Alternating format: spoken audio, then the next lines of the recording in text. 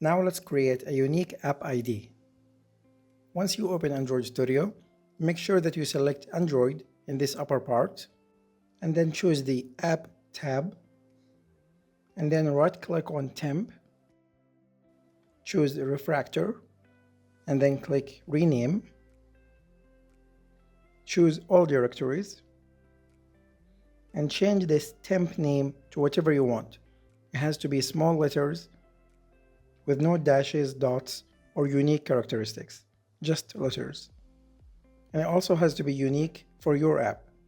So your app can't have the same ID as other apps. And then just wait a little bit, and then click Do Refactor in the bottom left side.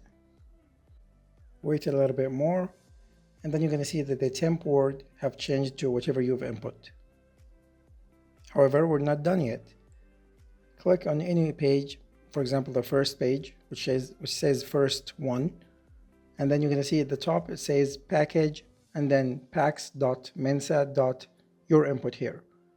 Copy all these three words and then go to build Gradle in the bottom left side.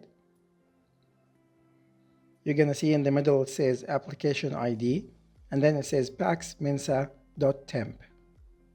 Select it and then click Ctrl, Shift, and R all at the same time. You're going to see this page. Make sure that in the top it says pax.mensa.temp, and in the bottom it says the text that you just copied, which is pax.mensa. Whatever you just input. And then click Replace. And after it finishes, you're going to see in the top right side, the word says Sync Now.